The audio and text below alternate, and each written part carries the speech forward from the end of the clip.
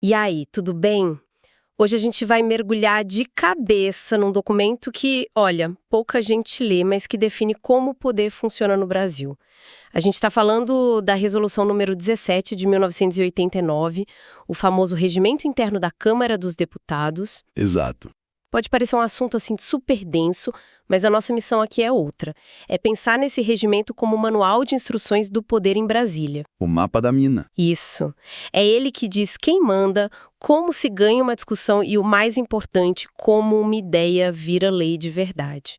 A gente vai desvendar os truques e atalhos que estão escondidos ali. E é um documento que nasce num momento muito importante. Logo depois da Constituição de 88, era preciso criar as regras práticas, sabe? Para fazer a nova democracia funcionar no dia a dia.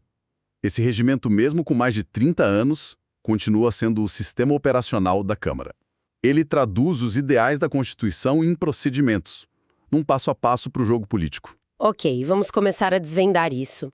E só para ter uma ideia do nível de detalhe, o regimento tem uma regra para definir como um deputado cria seu nome parlamentar. É verdade. Geralmente tem que ter só 2 nomes. Quer dizer, não dá para chegar lá e se autodenominar, sei lá, o Justiceiro do Sertão oficialmente. Não dá. Isso já mostra que cada vírgula ali foi muito bem pensada, né?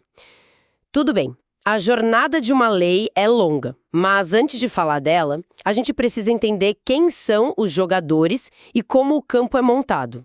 Tudo começa na posse com um juramento solene, onde o deputado promete manter, defender e cumprir a Constituição. Parece só um ritual, mas tem um peso enorme, né? Com certeza. É o ato que transforma um candidato eleito num parlamentar de fato. É a promessa pública que vincula aquela pessoa, na frente da nação inteira, aos seus deveres. A partir dali, a cadeira não é mais da pessoa, é do mandato. E o juramento é o contrato que sela isso. E mal acaba o juramento, já começa a primeira grande disputa política, a eleição da mesa diretora. A gente ouve muito falar do presidente da Câmara, que é uma figura super poderosa, mas a mesa é mais do que isso, certo? Muito mais. É tipo o Conselho de Administração da Congresso Nacional SA. Exatamente. O presidente da Câmara é o CEO, a figura principal. Mas os vice-presidentes, os secretários, eles são os diretores que controlam o dia a dia. Eles definem tudo, da pauta de votação à contratação de funcionários. Por isso que a disputa é tão feroz. Quem controla a mesa controla a velocidade e a direção dos trabalhos. Mas o regimento já coloca um freio nisso para evitar que um grupo se aproprie do poder para sempre. Tem uma regra que impede a reeleição para o mesmo cargo na mesa na eleição seguinte. Exato. O mandato é de 2 anos e ponto. Força uma dança das cadeiras no comando. Isso, é um mecanismo para garantir alternância. E isso leva a gente para um dos conceitos mais importantes de todo o regimento, a proporcionalidade partidária. Para entender a Câmara, tem que entender isso. Pensa na Câmara como uma pizza gigante. Se o seu partido ou bloco tem, sei lá, 20% dos 513 deputados... Você tem direito a 20% das fatias de poder. Exatamente. Ah, boa. Então não é aquele sistema de o vencedor leva tudo. O tamanho da sua fatia de pizza, seja um cargo na mesa, a presidência de uma comissão importante... O tempo de fala na tribuna... Tudo isso depende de quantos votos seu partido teve na eleição. A divisão de poder lá dentro é para ser um espelho do resultado das urnas. Perfeito. E o fascinante é que o regimento cria uma salvaguarda. Mesmo que, pelo cálculo frio, um partido de oposição, a minoria, ficasse de fora, Sei. a regra garante um lugar para eles na mesa. É um dispositivo para assegurar que a pluralidade de vozes seja minimamente preservada na estrutura de comando. Certo. Então, já temos os jogadores empossados, a diretoria da empresa montada, com o poder dividido como uma pizza. Agora, onde é que o trabalho pesado acontece? Onde cada projeto de lei é analisado linha por linha? A gente sempre imagina o plenário, com aqueles discursos inflamados que a gente vê na TV. Mas aquilo ali é só o ato final da peça.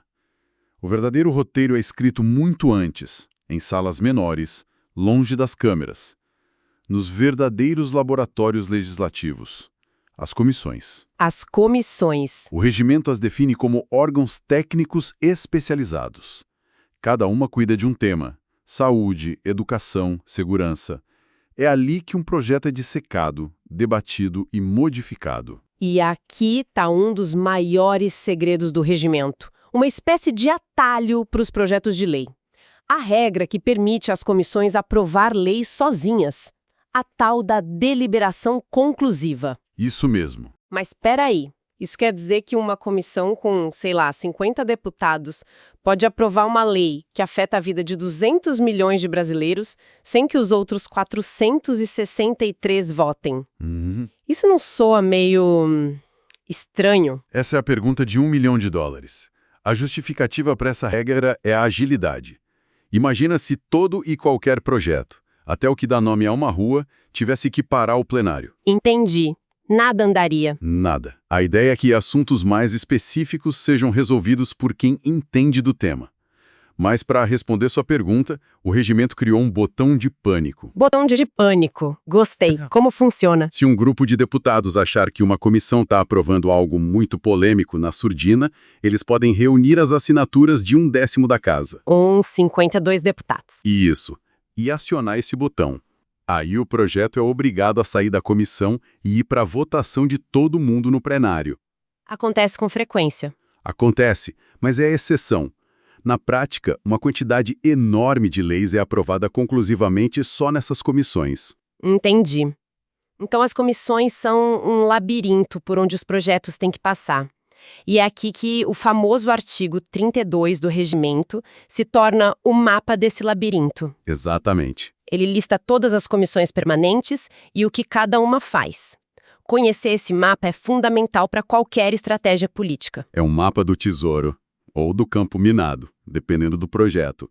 Porque a decisão de para quais comissões um projeto vai ser enviado pode selar o destino dele. Ah, então um projeto pode passar por mais de uma? Com certeza. Um projeto mais complexo não passa por uma só. Ele enfrenta um verdadeiro triatlo legislativo. Triatlo legislativo.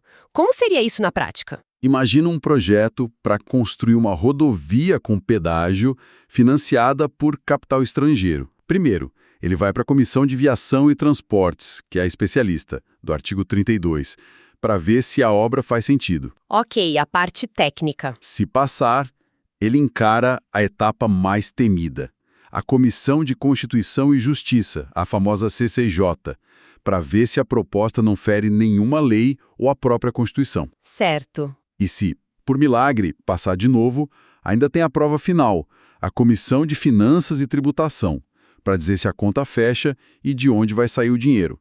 Se falhar em qualquer uma, já era. O projeto morre ali mesmo? Morre ali. Dessas aí, a CCJ e a de Finanças parecem ser os grandes portões, os chefões de fase do jogo. Por que elas são tão poderosas? Porque elas não analisam o mérito, se a ideia é boa ou ruim. Elas analisam a viabilidade. A CCJ é a porteira da Constituição. Se ela diz que um projeto é inconstitucional... É quase um atestado de óbito. Praticamente. Já a Comissão de Finanças é a dona do cofre. Ela verifica a compatibilidade com o orçamento. Um projeto pode ser lindo, constitucional, mas se a comissão disser não tem dinheiro para isso, a chance de avançar é quase zero. Então, grande parte da briga política que a gente não vê na TV é sobre isso. É a disputa para decidir por qual caminho um projeto vai seguir no mapa do artigo 32. Exatamente. Mandar um projeto para uma comissão amiga com maioria favorável ou para uma inimiga pode ser a diferença entre a vida e a morte da proposta. A batalha é vencida ou perdida muito antes de chegar ao plenário. A distribuição de um projeto a uma comissão é uma das decisões mais estratégicas que o presidente da Câmara toma. Ok. Digamos que nosso projeto da rodovia foi um campeão. Sobreviveu ao triatlo legislativo nas comissões. Agora ele está pronto para a grande final, a votação em plenário. Mas com centenas de projetos na mesma situação, quem decide o que vai ser votado hoje, amanhã ou nunca? Aí entra em cena uma das instâncias de poder mais reais e menos formais da Câmara, o Colégio de Líderes. Que não é uma comissão. Não é. É uma reunião. Ali se sentam os líderes de todos os partidos e blocos, os generais de cada bancada.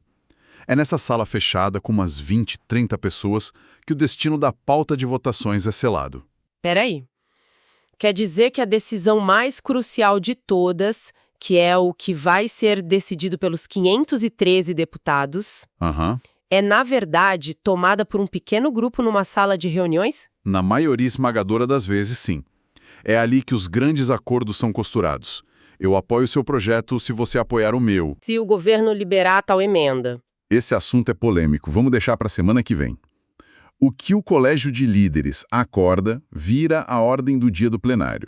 Então, a transmissão da TV Câmara com os votos no painel é basicamente a encenação pública de um roteiro que já foi negociado e escrito por esses líderes nos bastidores. É uma boa forma de colocar. Claro que há surpresas, rebeliões, mas a negociação prévia no Colégio de Líderes é o que dá um mínimo de previsibilidade e organização aos trabalhos. Sem isso, seria o caos. Faz sentido. Mas e se um governo ou um grupo de parlamentares tem um projeto que não pode esperar nessa fila de negociações? Existe um botão de furar a fila no Congresso? Sim, e é uma arma poderosíssima.